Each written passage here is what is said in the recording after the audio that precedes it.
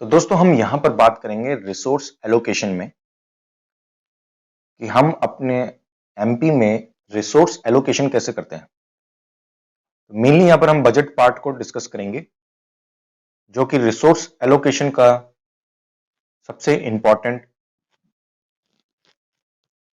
तरीका है गवर्नमेंट का। तो यहां पर गवर्नमेंट जो है रेवेन्यू अपना जनरेट करती है, लेती है रेसिप्ट, रेवेन्यू रेसिप्ट, और यहां पर वो टैक्स के थ्रू, नॉन टैक्स के थ्रू, और यहां पर एक्सपेंडिचर करती है सोशल वेलफेयर में, एग्रीकल्चर में, rural development and all that. So ये जो एक्सपेंडिचर होता है रेवेन्यू और कैपिटल हेड में होता है, रेवेन्यू एक्सपेंडिचर, कैपिटल एक्सपेंडिचर। तो यहां पे रेसिप्ट जो होता है वो टैक्स भी हो सकता है, टैक्स से आने वाली इनकम जो है, नॉन टैक्स।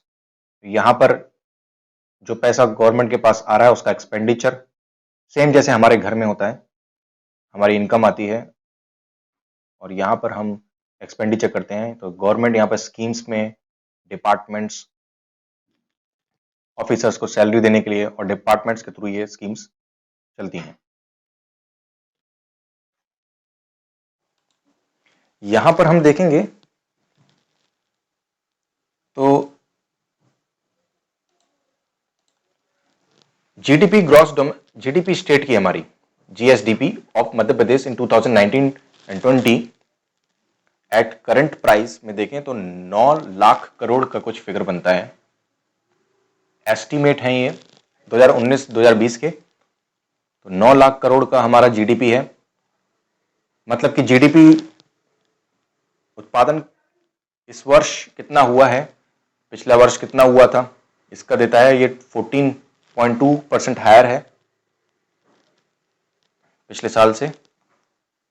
तो जब जीडीपी बढ़ती है तो हमारा टैक्स भी बढ़ेगा ऑब्वियसली। तो यहां पर जब जीडीपी 9.6 लाख करोड़ है तो यहां पर रेसिप्ट भी, यहां पर जो एक्सक्लूडिंग बोरिंग्स, मतलब कि जो टोटल रेसिप्ट है वो 1,81,000 करोड़ तक का है। 1.81 lakh crore, increase of 20% as compare to the revise. मतलब कि ये हमने जो आंकलन लगाया था उससे ज्यादा है, 20% से 20% ज्यादा है। तो बोरिंग्स जो है, जो एस्टिमेट हमने बोरिंग्स का रखा है वो 42 करोड़। और अगर हम दोनों फिगर को ऐड कर देते हैं, जितना हमारा रेसिप्ट है और खर्चे के लिए हम जो बोरिंग करेंगे, जितनी हमारी पॉकेट में इनकम है वो 1 लाख करोड़ 1.81, और यहां पर 42984 बोरिंग करके हम टोटल खर्चा करेंगे। यहां पर जो फिगर आ जाएगी वो 224,963 करोड़ टोटल एक्सपेंडिचर हम करेंगे। तो इतना ही हमको बोरिंग करनी पड़ेगी और इतना हमारे पास ऑलरेडी पॉकेट में है। यहां पर हमें रेसिप्ट ये जनरेट हो चुकी है और यहां पर हम बोरिंग करेंगे। तो यहां पर बोरिंग करेंगे तो, और ये हमारा पूरा खर्चा हम इस तरीके से चलाएंगे, एक्सपेंडिचर। तो यहां पर ये 2018-2019 के एस्टिमेट्स के न्यू फिगर्स हैं, 2019 और 20 के एस्टिमेट्स।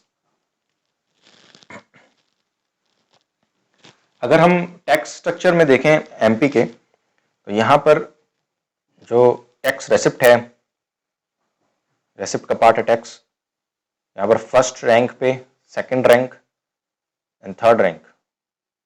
तो फर्स्ट रैंक पे state goods and service tax, GST, state GST, ये largest component of the tax 37%। So GST is the सबसे ज्यादा इनकम जो एमपी की है टैक्स में, वो जीएसटी से है। 37% जीएसटी से आ रहा है। दैट इज 1000 करोड़ 19-20 में। उसके बाद एक्साइज ड्यूटी है। एक्साइज ड्यूटी, जैसे कि आप किसी दुकान पे जाते हैं और पार्ले जी का बिस्कुट खरीदते हैं तो उस पर एक्साइज ड्यूटी आप पे करते हैं, कुछ पार्ट उसका गवर्नमेंट जाता है। तो एक्साइज ड्यूटी तो is expected to generate 13,000 crore from excise duty, ये 20% है। Sales tax 18%, third. In 1920 Madhya Pradesh is expected to generate 12,000 crore, 18% है सेल्स टैक्स। यहाँ पर 12,000 करोड़ आप सेल्स टैक्स से जनरेट कर रहे हैं एमपी। और सेल टैक्स में मेजर आइटम पेट्रोलियम प्रोडक्ट्स और इन पे लगने वाला सेल्स टैक्स है। पेट्रोलियम प्रोडक्ट्स, पेट्रोल के दाम जो होते हैं वो स्टेट का टैक्स होता है, सेल्स टैक्स। और यहां पर एक्सपेंडिचर हम देख रहे हैं, total expenditure for 2019 and 20 estimated be ₹2,28,000 crore का, जो कि 20% इंक्रीज है 2018-19 के एस्टिमेट से। तो ये हमारा एक्सपेंडिचर होगा बजट का 2018-19-20। अगर फिस्कल डेफिसिट निकालें तो फिस्कल डेफिसिट का जो टारगेटेड है वो 32,000 करोड़ का कुछ होगा, जो कि 3.34% ऑफ जीडीपी है। तो यहां पे हम फिस्कल डेफिसिट को अगर समझे तो टोटल एक्सपेंडिचर, जितने खर्चे हम करने वाले हैं और हमारे पास कितनी पॉकेट में इनकम है, टोटल रेसिप्ट। लेकिन अगर हमारी पॉकेट में जितने भी पैसे हैं वो हमने बोरोइंग से नहीं लेके आए हैं, हमने उधार नहीं लिया अभी, तो total expenditure minus total receipt,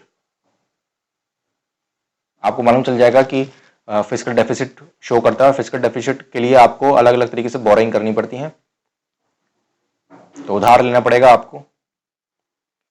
मध्य प्रदेश fiscal deficit is estimated to be 32,000 crore, which is 3.34 of the GDP of the state GDP. The estimate is higher than the 3% limit prescribed by the 14th Finance Commission. तो 14th Finance Commission ने जो 3% की limit जो रखी है उसको cross कर रहा है। अगर हम इसको समझें तो इस तरीके से समझा जा सकता है।